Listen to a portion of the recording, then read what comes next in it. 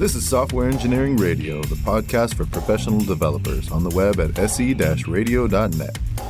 SE Radio is brought to you by the IEEE Computer Society and by IEEE Software Magazine.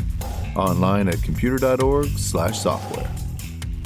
Hello, this is Justin Beyer for Software Engineering Radio, and today I'm speaking with Rinehart. Aaron is expanding the possibilities of chaos engineering to cybersecurity. He began pioneering security in chaos engineering as Chief Security Architect at United Health Group, UHG.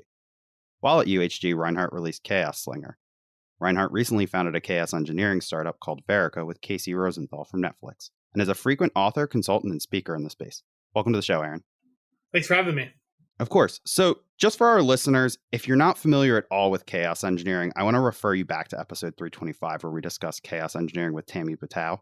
But Aaron, just to start off the episode and as a quick refresher, can you kind of give us a quick overview of the goals of chaos engineering as an overall discipline, and then a little bit into how SCE, Security Chaos Engineering, fits into that overall set of goals? Sure. I like to, there's a Netflix definition, the original definition of chaos engineering, but because I can kind of start with my definition, the way I like to interpret it for people. It's the idea of proactively introducing turbulent conditions into a distributed system to try to determine the conditions by which a system or service will fail before it actually fails. So the fundamental premise of the problem is that we're learning about how our systems actually work through surprises, right? If it wasn't a surprise, meaning an outage or an incident, we would have fixed it, right? Because we would have known about the problem, right? Well, we didn't know about the problem, so we couldn't fix it. So it's a surprise. But these surprises come at a cost that's customer pain. And chaos engineering kind of allows you to be proactive about that, surface that failure before it manifests in the customer pain. So it's not about causing chaos. It's about creating order.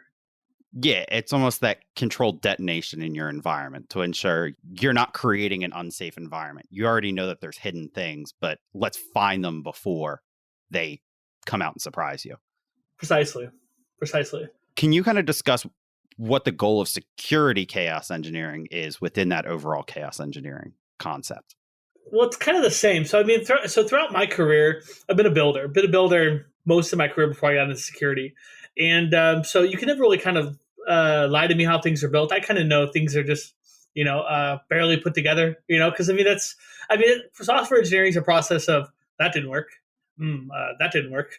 Oh wait, that kind of works, but it's a messy, very messy thing, but it's like, that's how, the whole Kemp Beck, explore, expand, extract, right? It's like, exploration and experimentation are a core part of building things, and so I've always looked at security as an engineering problem. From my perspective, in my opinion, it still is an engineering problem and it always has been. So when I saw chaos engineering, it made so much sense to me as a security practitioner, it's not, security is not a separate part of the system. The system is either secure or it's not. So, the fundamental problems that we're trying to solve with chaos engineering and security is really the builder security in the build process, not build process, but so what happens is that systems need a certain amount of flexibility for a builder to change something, right? So that need to be flexible and constantly change something comes up against the fact that security needs context in order to be effective, right? So if you change something and you're constantly changing it, the security mechanism or apparatus has to change with it. The problem is that that's not happening. And you put that context of this problem set in a world of high speed and high scale, the problem just bifurcates, right? It just goes in two different directions. And what we're doing with chaos engineering for security is really the same sort of thing we do for availability and general brittleness of a system. Is we're asking the system a question, right? Hey system, or hey security, I believe under condition X, when X occurs, you're tasked to do Y. Now, when X occurs, does Y actually happen? Right. And I'll tell you what, I have yet to ever see a chaos engineering experiment, availability, stability, or security actually succeed the first time. Because they're almost always wrong about what we think the system actually is. Exactly. And that's the whole point of actually doing the testing.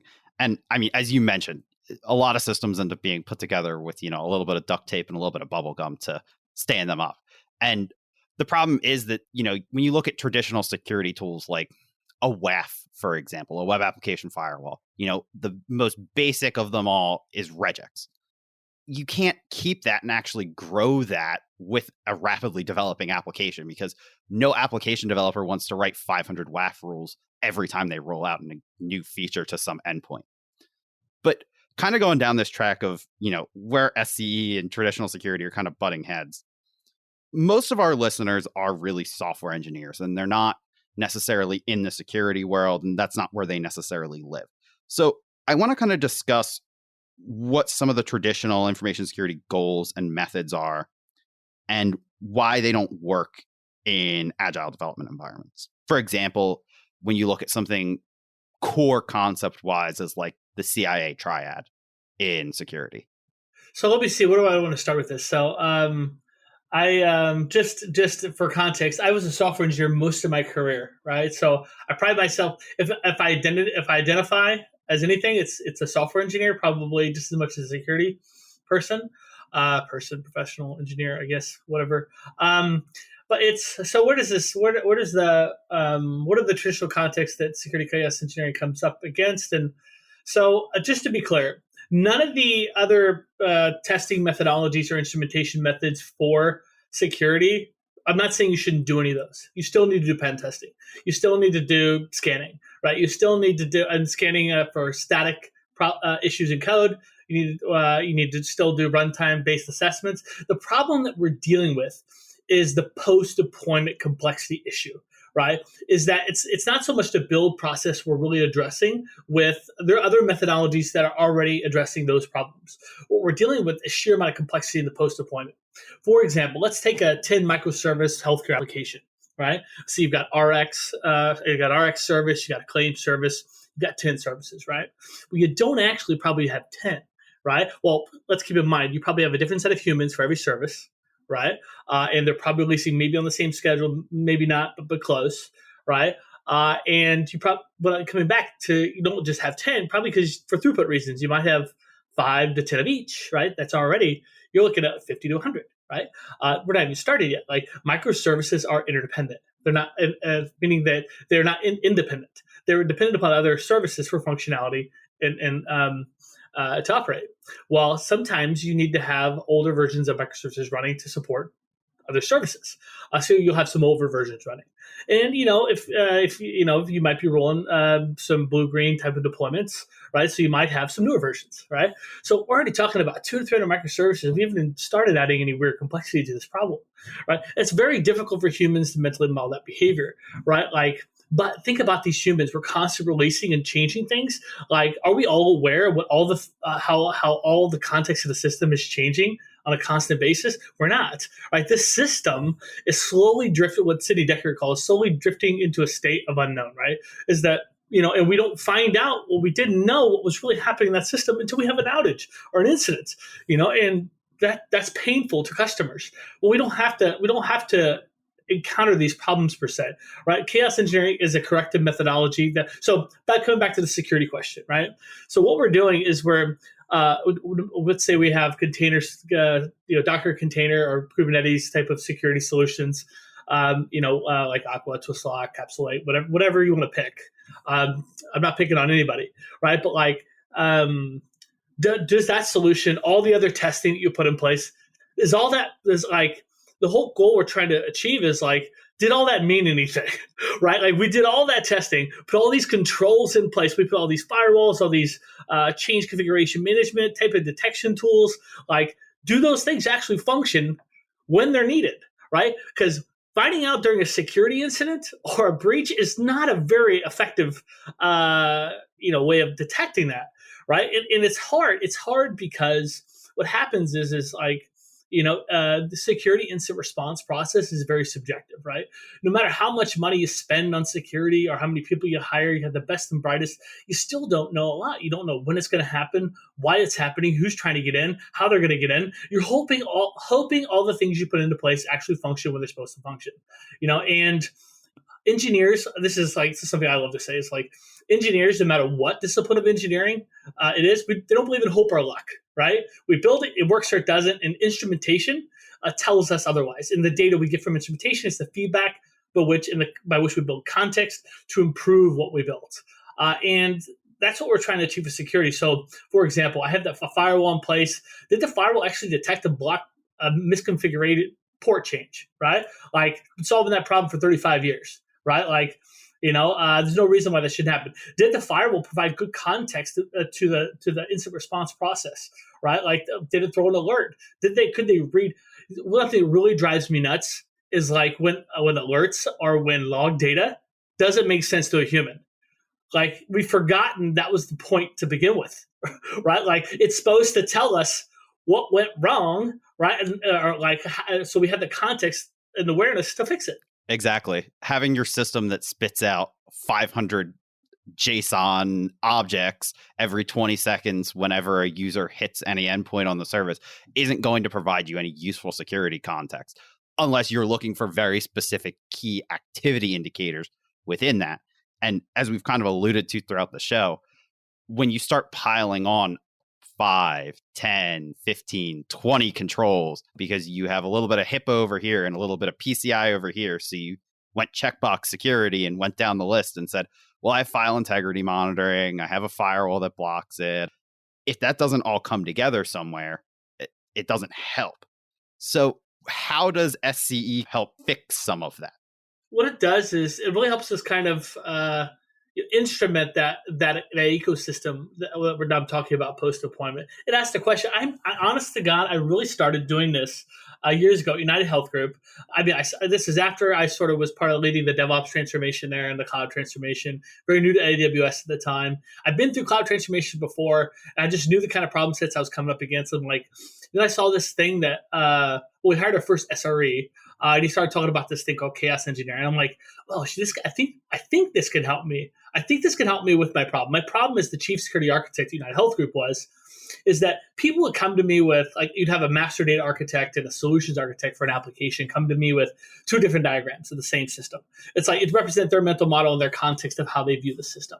Well, it's hard for me to design good security when I don't have an accurate reflection of what the system actually is. And I was always concerned. I mean, I'm very passionate about my work, very passionate about the craft. Like, I want my work to be effective. I want it to be helpful. I want to add value. And I was never sure, right, if like I actually had the right information or my guidance I gave them was actually correct, because security placement and configuration of security controls truly matters. Remember, their security controls are context dependent. And so what I needed a way to do was skip through all the humans in the process and ask the computer questions, right? I say, hey, when X condition occurs, right? When S3 bucket is launched without encryption, or with the wrong kind of encryption, or a misconfigured port happens, like, are we detecting that, right? Like, these are very simple things. I've actually found all chaos experiments, like, it's kind of like what they say about martial arts, right? Is that, like, if you get one move right and you're like an expert at one move, like, you're almost untouchable. It's kind of the same thing with chaos engineering, I found. Is that, like, you get one simple experiment, you can run it so many times, different environments, it tells you all different kinds of things. Right? I mean, like, you can look at the observability, which in my opinion is still one of the biggest unsolved problems in security. Is software security observability is horrific, right? And there's not a whole lot of people approaching that problem. But with chaos engineering, it's one way to help you find out, like, how helpful. Like, when I first started doing this, there's a woman at Pinterest. She's moved on since then. Her name is Prima Virani. She actually wrote one of the use cases in the book, in the O'Reilly book. She started taking security chaos experiments and started turning off logging of microservices. Their assumption is that they'd immediately detect that kind of behavior and it would be a non-issue. Like, they'd be able to fix it, respond to it. Well, they didn't. And I argue probably most people out here wouldn't either, because most people look at log volume. They don't look at individual logging services. I found that was interesting. Yeah, it's almost that.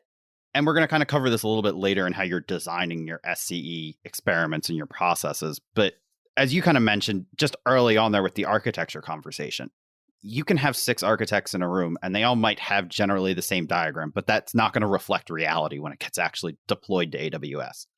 And then you can use the AWS tools and think that you're detecting every time somebody puts up an S3 bucket that's public, but maybe you were only detecting if they initially deployed it and made it public, but not if they changed it later, or if someone went in after the fact and put up another service that had public access and was copying data over between the S3 buckets.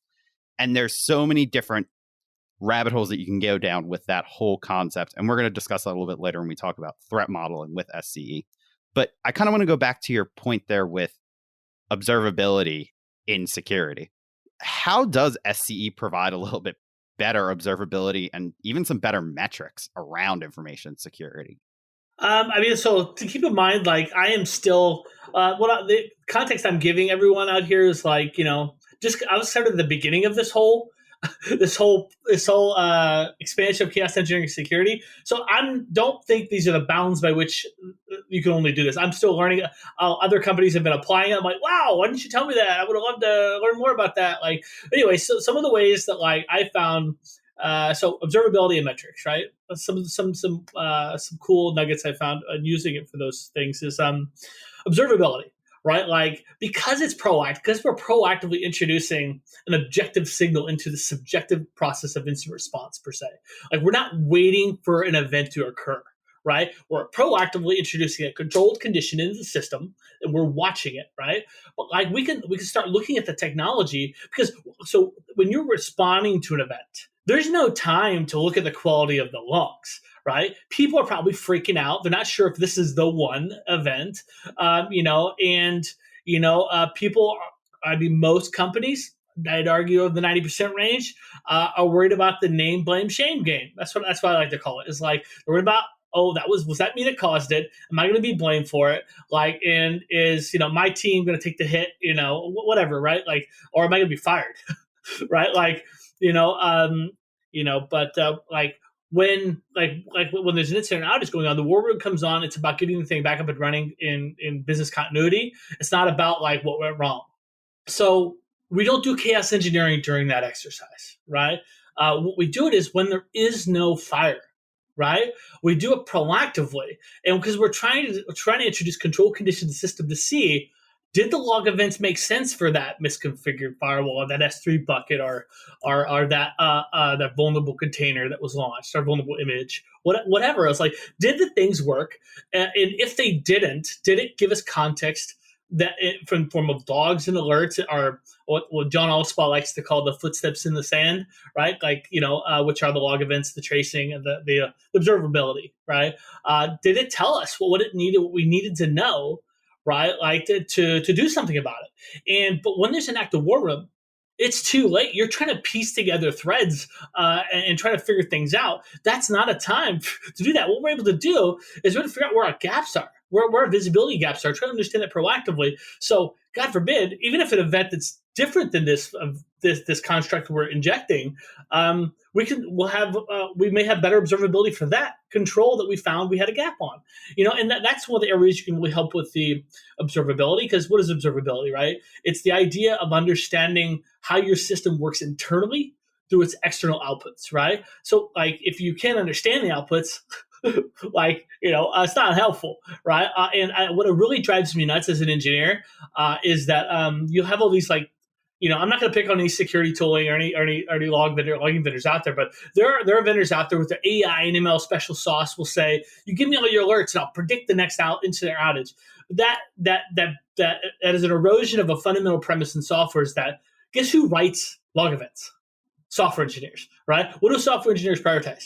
Features, right? Like what about all the log events that don't exist? Right? What about all the, does that make sense? There's a lot of data and context that you don't have. So like, my point is like we can find out some of these things, find out these gaps, increase our visibility, and as a result, better security. So that's just the observability piece, Justin. Like some of the other metrics and measurement that I have found useful. I know that folks at Capital One and Cardinal Health also have been using it for that. It's like because we're causing these events proactively, we now have a starting point, right? To start saying, like for incident response, for example, you can see. Did we have enough people on call for that event? Did the tools work correctly? Right? How long did it take us to capture that? How long did it take to control to quarantine it? Like all these things, like we can now, because the hard part before is like we were waiting for something to happen and then timing it. But just because you caught it, that doesn't mean it wasn't a cascading or compounding event. We rarely ever account for that in security, that it's a compounding thing or a cascading type of failure. In a large scale distributed system, It almost always is a cascading Yeah, problem. we look at something as simple as a DNS issue just from a service side of things and a service availability side of things. And that can create a cascading issue everywhere. And that can even hamper your response to it because let's say you're using some type of proxy to access your services so your engineers don't have to directly access them because you wanted to implement, privileged identity management. Well, that probably relies on DNS a little bit to figure out what systems it needs to connect to. And if that's down, you're going to have some problems there. DNS, DNS certs. I mean, those two go all day for chaos experiments. Exactly. And just a couple more things before we start diving into designing these things. Where do you think that SCE should fit into your security architecture, your security engineering processes, or should it be more melded into the software development side of the house? I'll tell you where I'm seeing it, because I sort of kicked off a lot of this.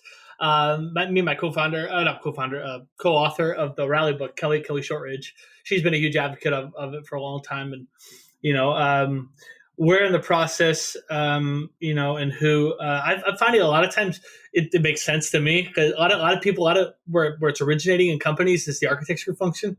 And it's like, okay, well, yeah, all right. That makes sense. That's where I started with it. But also I'm seeing it, on the product teams. There's a lot of growth in people using it for containers, right? And it has nothing to do with Aqua or Twistlock or Capsulate or any of the other market-leading solutions for containers. Their solutions can be 100% perfect, but that doesn't mean they're always tuned correctly. They're always like up to date. They're always that a port hasn't been blocked, so they can't download the manifest to identify a new problem, right? Like that doesn't mean the customer's always deploying it correctly, is what I'm saying, or it's always up to date. And those are some areas where I'm seeing it. All right, so it's integrated more into the architecture function, which definitely makes sense if you think about even from the architecture concepts of like designing formal proofs for an architecture or doing modeling to prove that a system works if you look at more of the safety critical side of software engineering. But in like a normal organization, is this something that you would want to maybe integrate into a security champions program if you're trying to have something like that in your organization? I think it depends upon the security champions program, but like I know Twilio is doing some work with that. Vladimir did some writing in the book about it. I think so. We're writing actually. Kelly and I are in the process of writing a big animal book for Rally. So that's a heads up for the end of this next year. But there'll be more writing on that in there. So architecture is in particular in a state of challenge, in my opinion, with large scale distributed systems and and how we do security. So I'm a bit of in conflict on how I see architecture anymore. So it's useful. It's useful for the incident response. I see a lot of incident response teams getting a lot of value from it. I see a lot of people, threat hunting type of teams utilizing it to try to, because you could chase threats all day, but like it's kind of like, what do you have the ability to control? I know what I built. Okay, does that stuff work? Okay, does it work? Right? Because you can chase threats, but like, or you can hunt for them, but like, it's kind of like the idea of deception engineering, right? Like this is a huge thing I have a conflict with. I think chaos engineering for security enables deception engineering. So I mean like honeypots and things like that. Honeypots, like in my opinion, add additional overhead as an engineer. Okay, so I have to manage my security of my application or my product, and then I'm going to add this other vulnerable part of it to try to catch an attacker, right?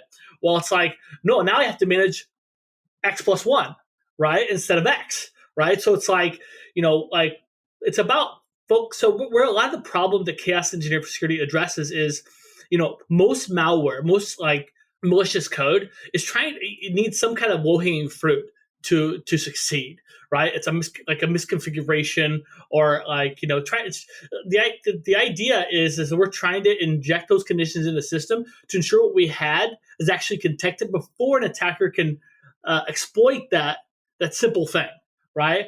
And because if you look at most of the breaches, this is not advanced stuff that's happening, right? It's very simple things. And it's really, I don't put the finger at anybody. It's the crux of the problem is the speed and scale and that problem I described before where a builder has to be able to change something. The security controls have to respond to it.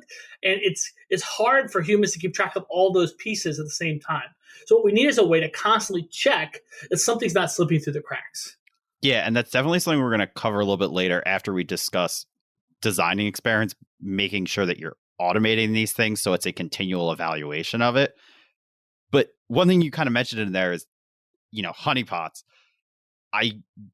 For our listeners, they may not be super familiar with that, but the concept is that it's a semi-vulnerable system that you're intentionally trying to attract an attacker to get on so that you can either gather their techniques or do something to that effect, or at least detect that somebody's on your network that shouldn't be there or is poking around somewhere they shouldn't be.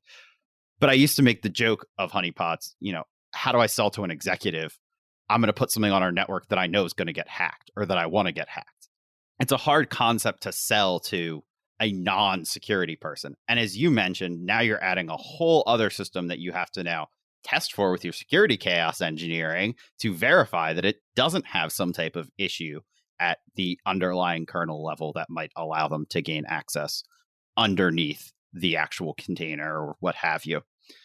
But kind of changing directions here, I want to move into actually designing your experiments for security chaos engineering. And we've alluded to it throughout the episode. But just starting from the bare minimum, how do I pick which applications I should be doing this to? Is it only my business critical apps, or should it be every single service that I have on my network? I would focus on what keeps you up at night, right? Not only what keeps you up at night, but what do you depend upon? Because with chaos experiments in general, right, what you're trying to do is you're only executing a chaos experiment you think is going to be successful, right? You do not inject a failure you're not going to catch. What's the point in that? It's broken, go fix it. What we're doing is we're assessing something we think it's true without a doubt in our minds, right? Something we depend upon. Security, we depend heavily on firewalls. We have for a long time, right? They're the nice cozy thing in the corner that if that thing doesn't work, because distributed systems, come on, we're down to the network, software, and identity as building constructs anymore, and software still taking over those other pieces. But anyway, so that's why I started with Chaos Slinger. Well, that's the open source tool that we wrote at United Health Group to assess the security of our AWS instances. I guess I'm getting a bit into design here with this, but is that we really counted on firewall, right? So our assumption was we wrote this initial experiment called PortSlinger. What it did was it proactively on an EC2 security group, it would introduce a misconfigured or unauthorized port change. Right, and it would introduce it, and it would a port that was either not open or closed, and open it or close it. Our assumption was that without a doubt in our minds, the firewalls would detect and block it every time, right? And actually, what opened my eyes is we started doing this on our non-commercial and commercial software environments. That only happens 60% of the time, and I was like, whoa, this is huge, right? Because we really expected this to be our saving grace, right? And it wasn't. But what was even cooler, that was the first thing we learned. What was even cooler was the cloud native configuration management tool caught and blocked it every time, right? It's whoa, this thing we're not even paying for really, is more effective than this expensive fancy firewall solution. And it wasn't a firewall solution's problem. It was a drift issue. Drift is a real problem in all aspects of software. Anyway, so I guess I could finish out the rest of that. But we just started learning out all these things we depended upon, weren't as effective or more effective. Actually, what was really cool, a really cool thing also on this chain of events, this is an example I explain a lot because this is the main starting point for me with chaos engineering for security was this simple assumption, right? And we learned so many different things running it on our AWS environments. But the third thing we expected to happen, was that both of those controls with the Amazon environments would give us good log data, right, to correlate an event. I was pretty much sure that wasn't going to happen, right, because we had our own homegrown solution for doing that. We built our own security monitoring kind of solution through logging events, a big data lake, right? It actually did throw an alert. It worked. I was like, that's cool. It worked. But then when the SOC got the alert, they got the alert and they're like, which AWS environments come from? And they're like, we were very new to AWS. Remember that.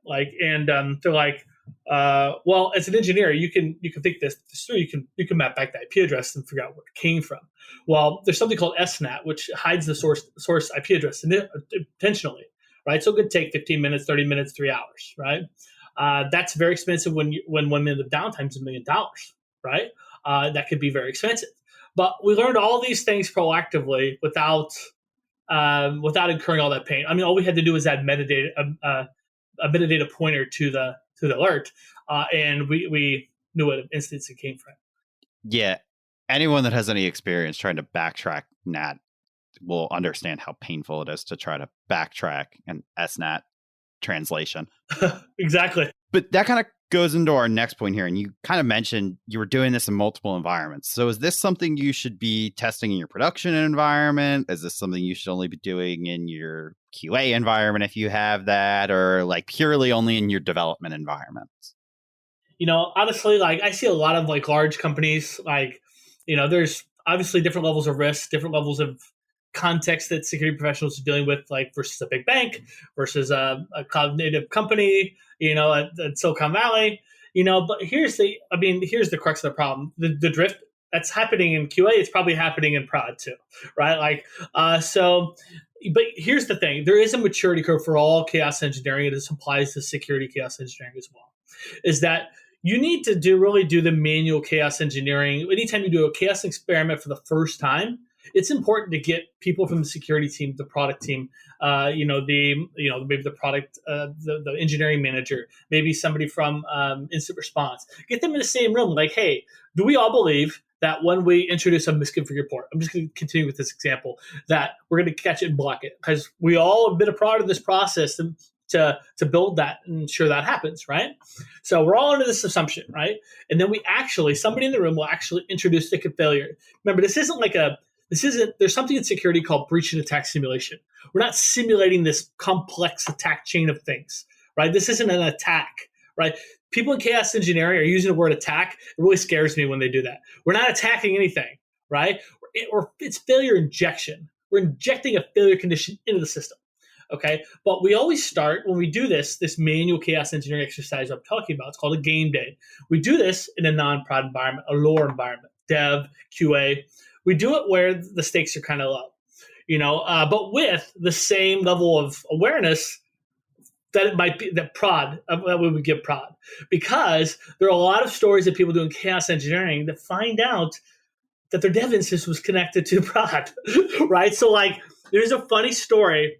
Casey, my co-founder, he's the creator of chaos engineering at Netflix.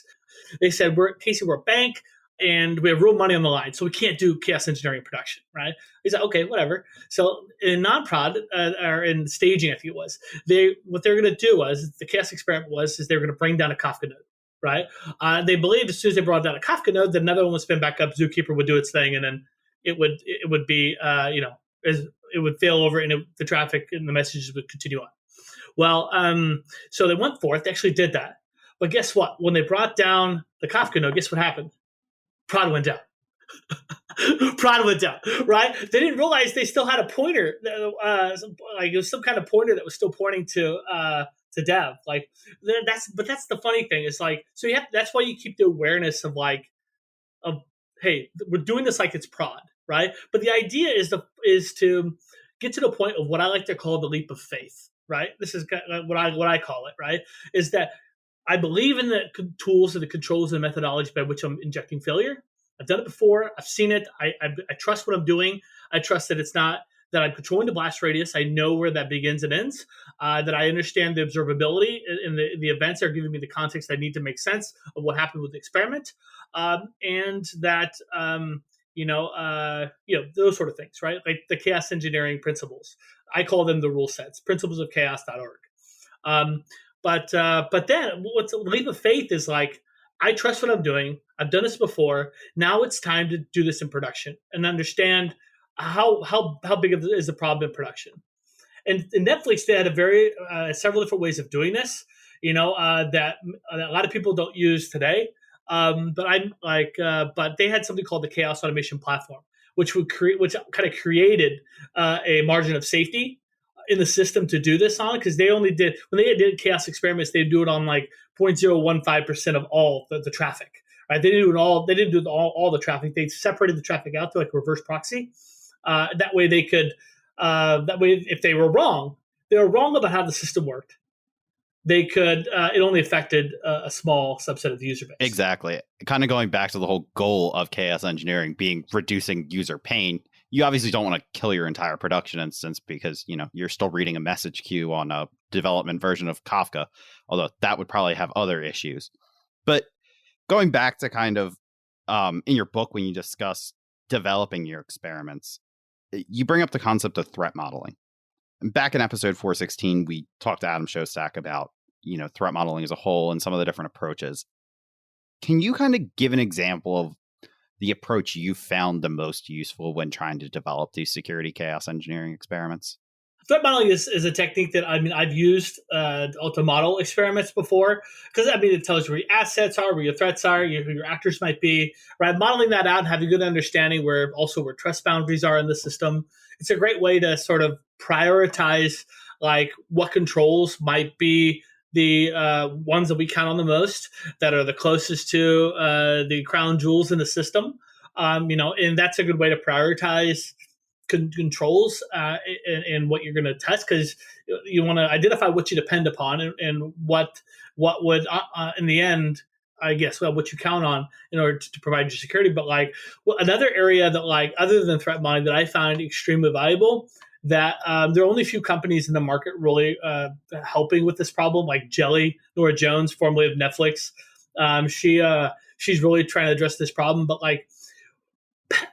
there's a statement, I forget who said it, but past is prologue, right? So what has happened in the past is likely to happen again, right? And so we rarely ever look back at our incident data. And I'll tell you what, it's a funny exercise to spend 30 minutes doing. If you go back and look at prior incident data, you'll find that barely any incidents have been really documented, other than maybe SEB ones. And they're hard to make sense of what actually happened, because people move from war room to war room to war room to war room, and the documentation is poor.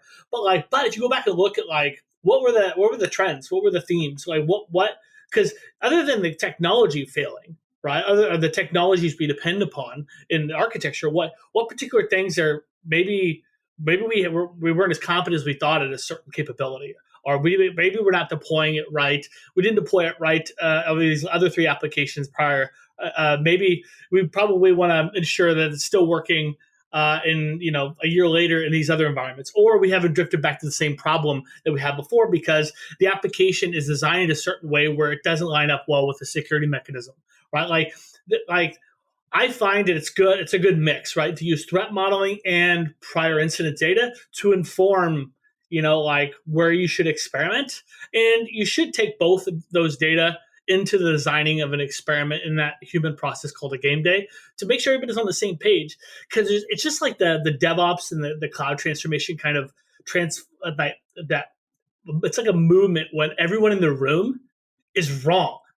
Right? We're all wrong, and we all see it. It's because you want to point the finger at the security guy. Security guy, what's the point? I hate saying developer. I've always hated when people call me developer. I prefer engineer, right? And I never say that word. But that's what security people will call a software engineer. Call them a developer, right? And it's anyway. But everybody's pointing the finger at everybody. But you get an empathy. Because empathy is a two-way road. You really get that two-way transaction. We're all wrong, and we're all hey, we need to do something about this. It levels the playing field, and it's a great way to build culture. So you're almost kind of implementing regression testing by using that post-mortem data, or at least what exists of it, to inform and direct what experiments you're doing so that you're preventing going back to previous issues you've had before and making sure that you're actually addressing the issues you had before. And it wasn't just a Band-Aid fix that was in a commit 10 years ago, and then someone deleted it because they didn't think the line was important anymore. Well, yeah. So, I love to comment in that. So after you run a chaos experiment for the first time, right, you find something that wasn't right, and then you'll go back, you'll fix it. You run the experiment again, right, to ensure that okay, yeah, we fixed it, and then our assumption about how the system was supposed to worked. Then when you prove that, then it becomes more like a regression test as well, right? It's we continually run that, and to ensure that over time, as things have changed, that it continually that the experiment is still valid. So really, what we're trying to do over time is we build these experiments, and we call them verifications, or Verica, but we're trying to build a safety margin of how the system operates. Because the biggest problem in software and post-deployment we have today is you don't understand where the edge of the system is until you fall off of it. Right. And that's not a comfortable feeling. Right. Well, what we're trying to do is identify the edges and the points that lead up to failure in the system. And you can start doing that by doing chaos engineering in a managed, and sort of automated, repeated sort of way. Like think of it as regression testing at that point. Yeah. So how do you move from that singular game day scenario into a more continuous validation way of doing things? So this is I don't want to get on my sort of soapbox about Verica, but this is what Verica and Casey and I created the company was for, is to take people from the point of like, what happens is most people get an open source tool and they'll start with the manual process of game day exercises, not realize that it may take you from 1 month to a year and a half to get to the point where you're producing value, right? And because you have to be able to explain it to executives. It just depends on the scale you're trying to do this at. What we try to do is like bring that Netflix style of sophistication to the market with our tooling.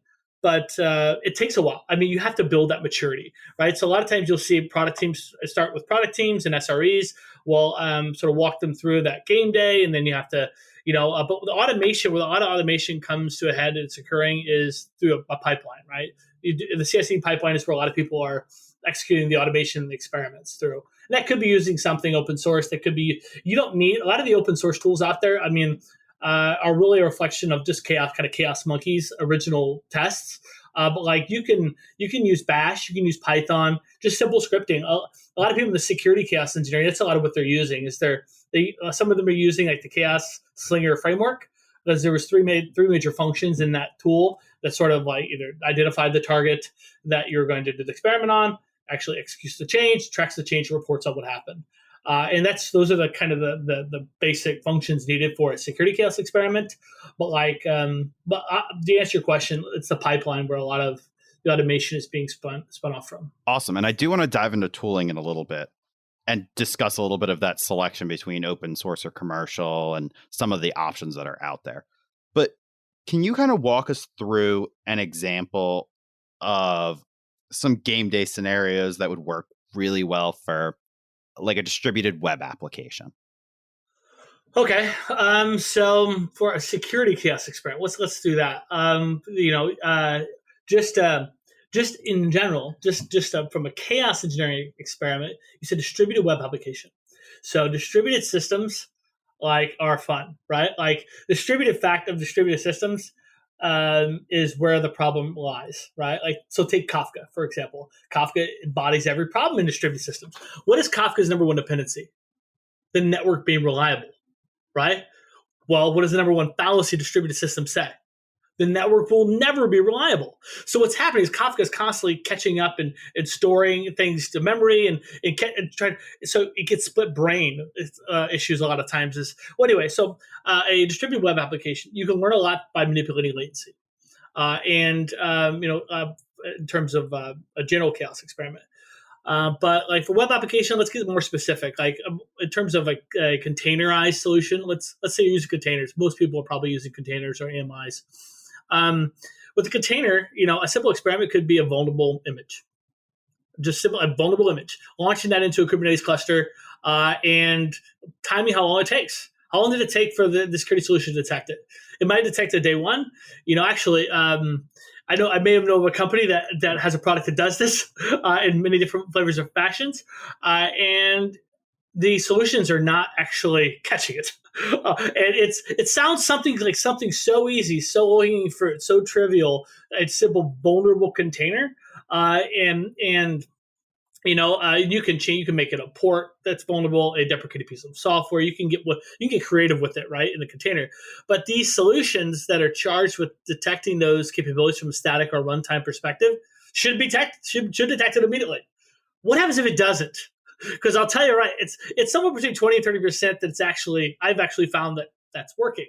And it's been an interesting thing that's not just my own experience. That's also the people doing that have reached out to me, different companies that are doing security chaos experiments with stuff is, and like I said, it's not the security solution's fault. It's that it's security. We build kind of with state in mind, not with the fact that modern software is sort of stateless, and we don't account for that statelessness, and there's the drift makes that occur.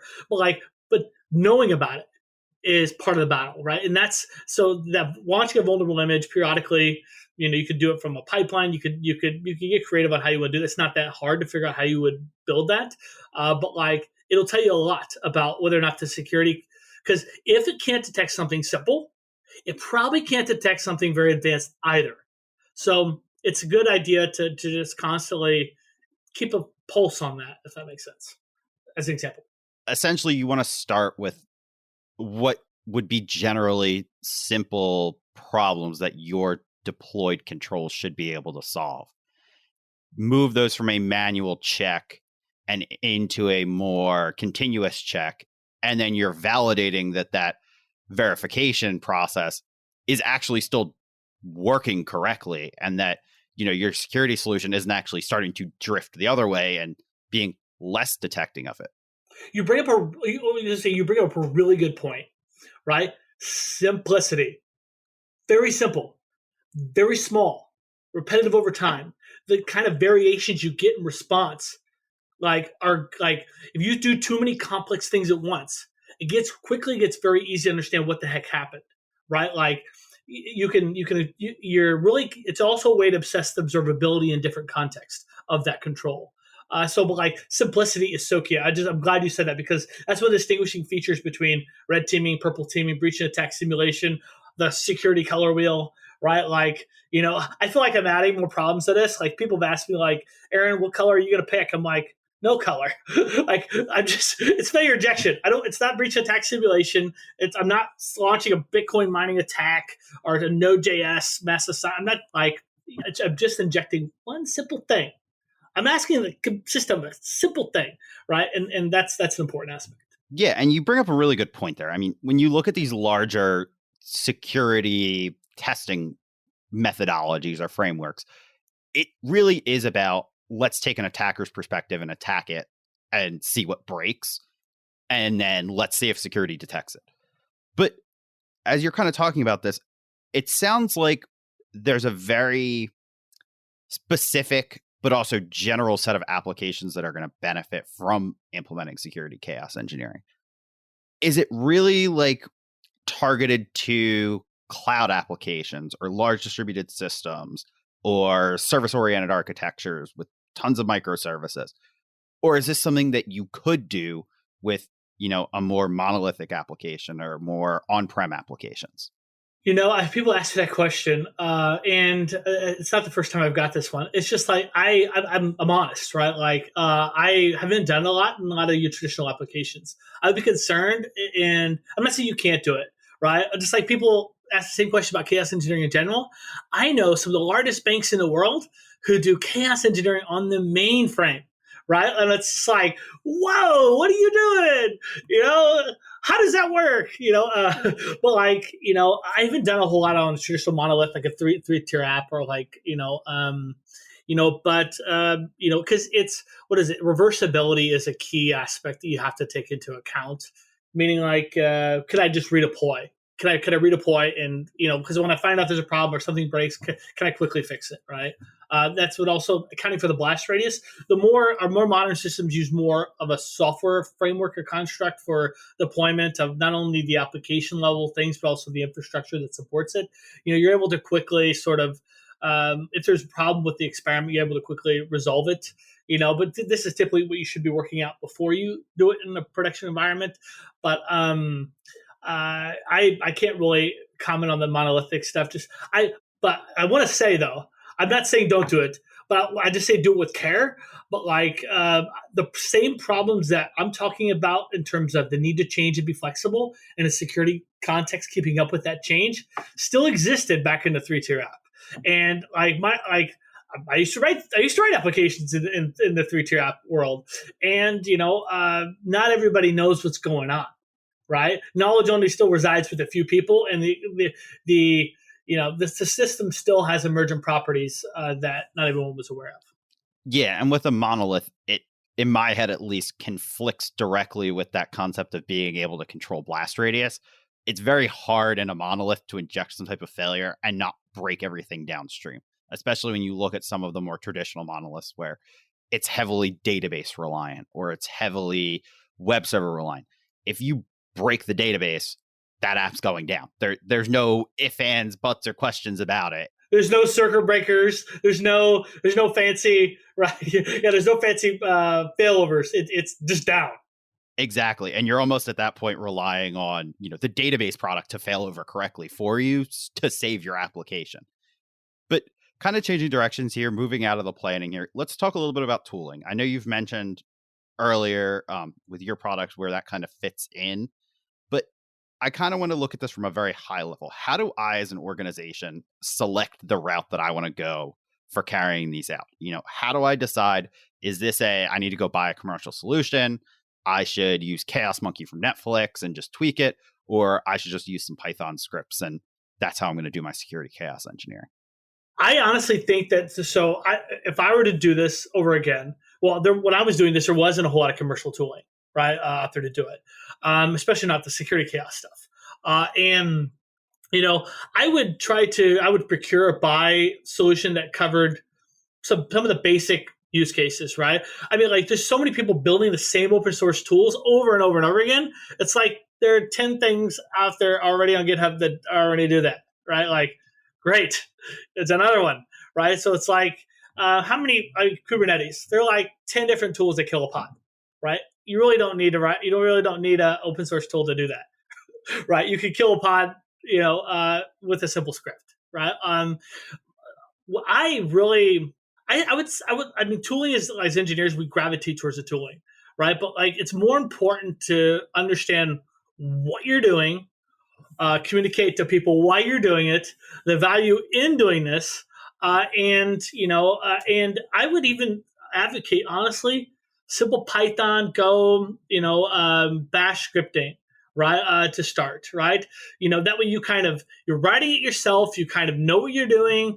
I mean, you can model it. I mean, you can model it off any of the open source tools. I mean, or there's a lot of for AWS out there. Adrian Hornsby's got a great set of scripting libraries for AWS. You can use Chaos Slinger, the tool I wrote that, for example, Chaos Experiment.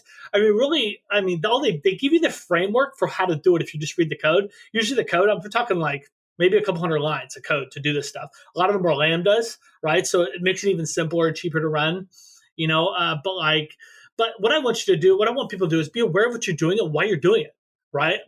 That's more important, in my opinion, than these tools aren't that sophisticated.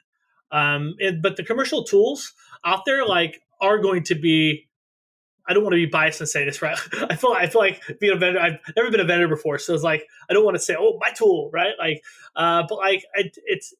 You will get most of those solutions are designed to get the value quicker, right? Because there's different series studies of problems that after you start running chaos experiments, how do you communicate the value of the results, right? Then how do I expand a program, right? How do I continually write new experiments? And don't just write experiments, don't make up failure modes. Right? That drives me nuts, right? Don't just, I'm going to kill a VM. I'm going to kill a pod, right? Why are you doing that? Is that a problem you've seen before, right? Is that what are the problems we're seeing? And try to write an experiment that replays that. That's interesting stuff. Try to focus on value. Don't focus on just breaking things, because it's not about breaking it. It's about fixing it. It's about, remember, we're trying to create order. We're not trying to create chaos. That's why Chaos, Casey and I, for Verica, we don't even use the word chaos engineering. People already know we wrote their rally books on it. They already know who we are. But it's we talk about it in terms of continuous verification, right? Because that's what it's about, in our opinion. It's about continuously verifying the system works the way it's supposed to post-deployment. And we find that language is a little easier sometimes because people get caught up in the chaos. And there's some companies out there just talk about breaking things in production. Just don't do that, because I'm pretty sure you won't have a job very long if you go around doing that. Exactly. And it kind of goes back to where we discussed earlier with, designing your experiments. Look at your previous incident data, base it off of reality, because when you go, and we're going to discuss this a little bit when we talk about integrating it into the organization, but when you go in front of an executive, you want to be able to say, we did this experiment because we've seen this happen 500 times and it's had this amount of business impact and this amount of cost. So by spending the money on this, we've solved a problem and saved money in the future.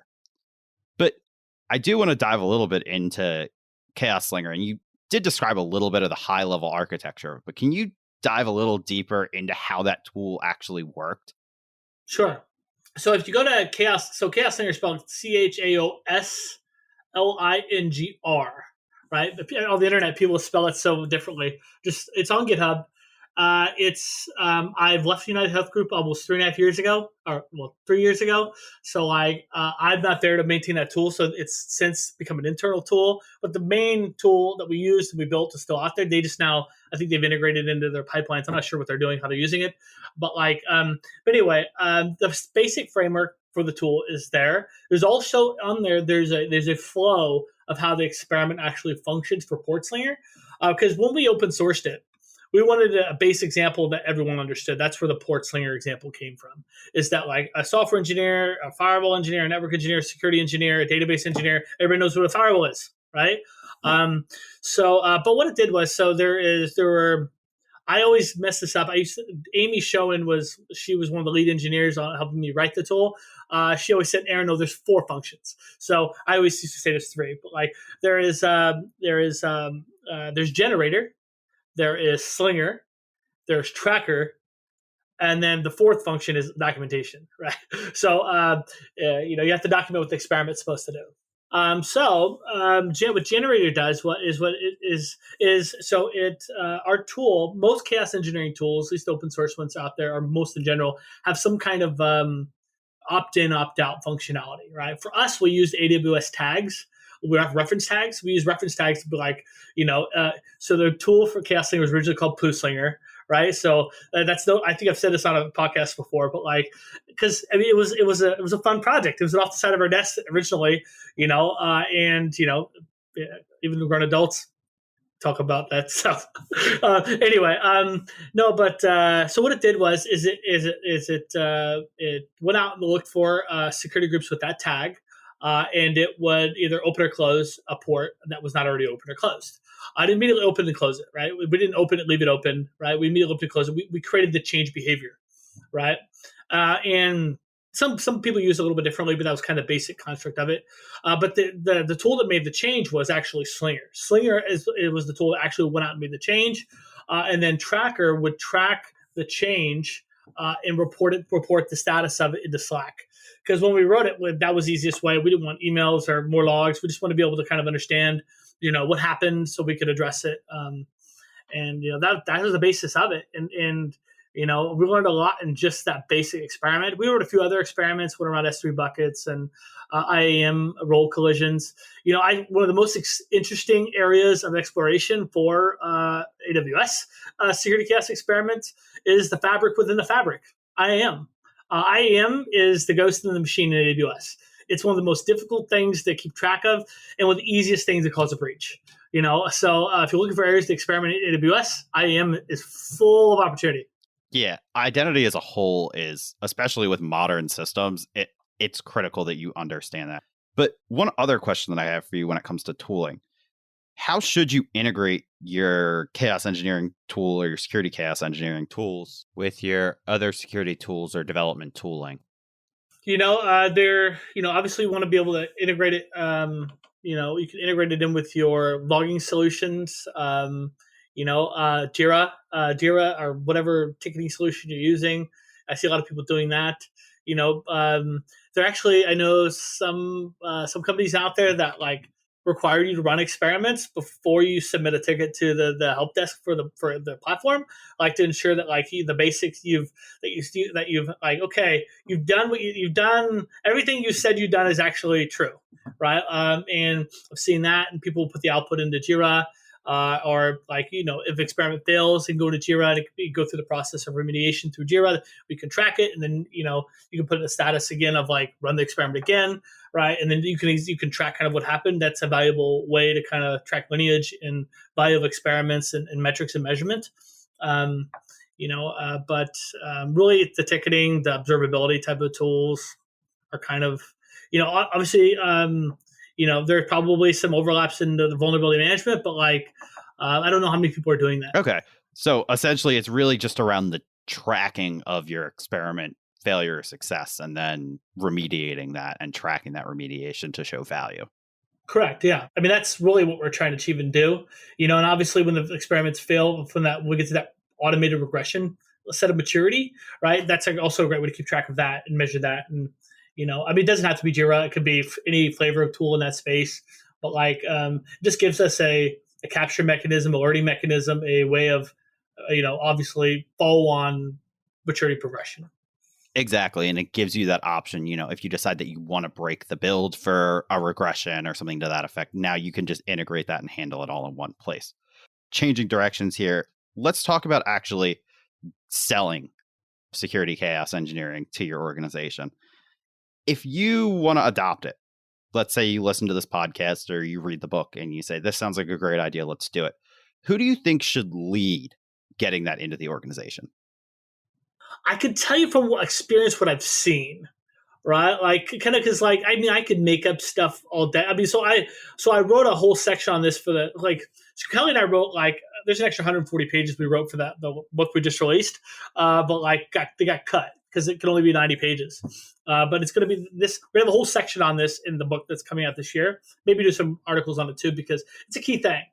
Is like, how do I sell this? But like I said before, most people that are really, it's either sort of SREs, chaos engineering in general. SREs kind of are best positioned because that's what they do. Is they're focused on SLOs, they're focused on uptime, availability, performance, security. Right? You're seeing really security and SREs becoming a combined discipline. And that's been happening over the last few years. I think that's a trend that continues, just like the DevSecOps stuff. Security is usually 5 years late to a lot of that equation. But SRE and security are a perfect match. So SREs, your security operations folks are good. But really what I'm really seeing is I'm seeing the architecture folks, security architects. Like usually they're a lot of them are very competent engineers, especially the software security architecture spaces. They're the ones that understand.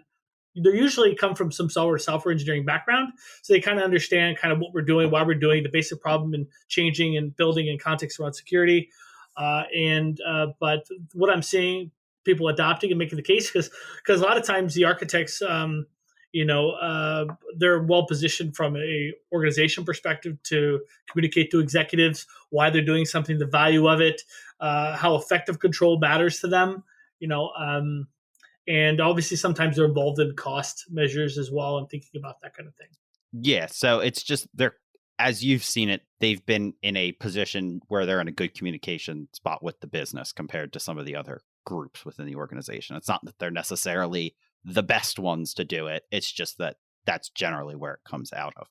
Well, let me add one thing to that. It's like, outside of the role and persona, it's really about like, the data will speak loud enough if you start with a very simple case and you run it on your environment, and then you demonstrate that. I've always found a lot of value in like something built is better than something said, right? Like, so you build it, you try it, you do it, and you see what results you get from it.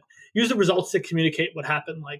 And I think that also is a great way. I mean, that's an obvious thing, but I just want to state that that's also a great way to get started in doing it, because you'll build a momentum. Other people resonate with the problem. And if you're having that problem, probably everybody else is having the same problem. Exactly. Another question that you generally hear, at least on the security space, is how does this meet some kind of compliance requirement? Is there any benefit in that space that you see with security chaos engineering? Absolutely. Right. So that was one of the biggest things I brought to the chaos engineering space originally. Right. It's like, hey guys, you chaos. It's funny. It was like the black sheep originally with chaos engineering. So I started doing stuff with Chaos Slinger. Right. Then I went out to Netflix. Casey invited me out to Netflix. It's like, hey, what is this thing you're doing? Oh, I'm doing the same thing you're doing. I'm just doing it for security. And then I'm explaining to Netflix, to get my friend Jason Chan at Netflix. I'm explaining to him like, hey, this is what chaos engineering does. This is how you use it for security. I'm at Netflix explaining to the security team kind of how you can use chaos engineering for security, and they explaining how same thing to the chaos team. It's a hilarious experience. But I was just kind of addressing the engineering aspects of it. But every chaos experiment has compliance value. Because essentially what you're doing is you're proving whether the technology worked the way you thought it did, right? Or how you had it documented, right? Whether it's availability or not, or security, like that's an auditable artifact you have right there, right? Like if it worked, like you don't have to go run it. Like all you have to do is map that experiment to a control framework. So if you use PCI, use NIST, use HIPAA, use HITRUST, use FedRAMP, whatever it is, you map it to like AU01 or whatever control it is. You map it, and then you've got a control that has audit data on a frequent basis, especially when you get to that stage where you start automating the regression type. Now you constantly got an auditable artifact. That's great because a lot of your auditors out there now are not allowing you to have like screenshots and very subjective types of evidence. They want actual instrumentation and data that is not potentially fraudulent or manipulated prior to giving it to them. Does that make sense? Like they want to know that like, hey, this system is meeting its needs. Exactly. They want to see the evidence that you're actually doing the continuous monitoring that you say you're doing, and that you're doing your disaster recovery and BCP proofs like you say you are, and that you're continuously validating that you're doing all of these things that you say you're doing, not just, well, I did it the day I sent you the screenshot. Well, exactly. And then just one more thing.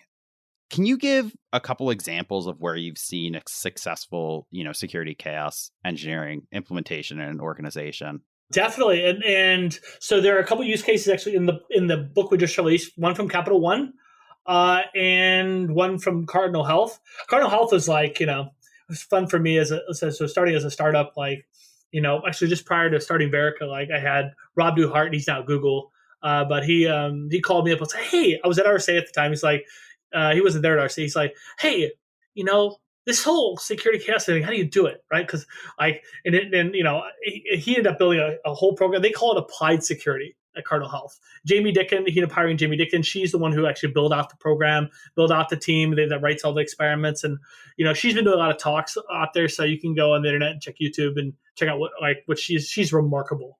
She's done some really cool things with security chaos engineering. I think she does a lot of things around containers as well. Also Capital One, David Levetso, they call it cyber chaos engineering. He started with alerts, and making sure that their controls were alerting, and that the alerts were effective on the controls that they put in place. That's kind of where he started. He sort of branched out from there because he actually started in the cyber test kitchen at Capital One, evaluating new technologies, right? And they were using some breach attack simulation tools for that, throwing attacks at solutions. But then he's like, hey, why am I evaluating all the effectiveness of new tools? Why am I not seeing how effective what we have now is? Maybe what we have now is worth knowing how good that is before we buy something, right? So that's what made him sort of drift into okay, I'm going to try this security chaos thing and start introducing some of these basics into the system to see how effective they are and find out maybe where the gaps are, maybe where they should buy things. So there's two great. They're going to expand their use cases in the book. There's going to be some more companies come online. They're going to share their stories. But Capital One, Cardinal Health, I watch what they're doing. They're doing some very successful things over there. Yeah, and I'll definitely compile some resources from both of those groups and add them to the show notes. That way listeners have a couple of videos to go watch if they want to learn a little bit more about these things. Just to wrap up the show, though, is there anything that I missed or didn't cover in here that you think a software engineer should know? Well, I'd say that it's important to recognize a couple things, right? The brittleness in your system can never be zero. It always exists. Your system will always be somewhat brittle, right? The idea is to try to find out where it is before it causes pain or an issue. And I would say the second thing to note is that, and this is more from the software security perspective or security in general, is that remember that security is a human construct. It takes humans to create it, right? So it's reliability, quality. Most of the abilities are human created. So just pointing at the finger at a human or an engineer doesn't solve anything. It just points a finger, those are the two major points I guess I would make that I feel passionate about, I guess. Fantastic. And I know you've mentioned the new O'Reilly book that you're working on. Is there anything else that you're also working on now? Yeah. So one, I spent a lot of time at Verica, spent a lot of time in the book with Kelly, and research-wise, I'm really digging the work from Dr. David Woods on the human side of cybersecurity. You check it out on YouTube. It was just a couple weeks ago that it came out, but like he is David Woods. If you're not familiar with him, he is one of the leaders in resilience engineering. He came from, he started with 3 Mile Island, and he's been helping John Allspaw and Richard Cook apply that body of research to cybersecurity. And that's really there's so much you can learn from the fields of resilience engineering, safety engineering, and cognitive systems engineering, and applying that to how we do modern software security. It's amazing the amount of insights and learning that you can apply to increase value in learning those things. Yeah, and I'll definitely include a link to the human side of cybersecurity there in the show notes for the listeners if they want to go refer to that video. I just want to thank you for coming on the show, Aaron. It's been great discussing security chaos engineering with you. It's an absolute pleasure. Thank you very much for having me. Yeah, of course. This is Justin Byer for Software Engineering Radio. Thank you for listening.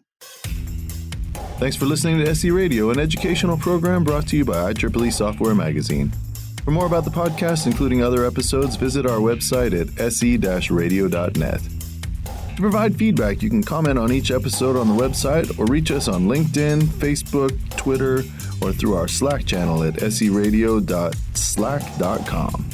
You can also email us at team@se-radio.net. This and all other episodes of SE Radio is licensed under Creative Commons License 2.5. Thanks for listening.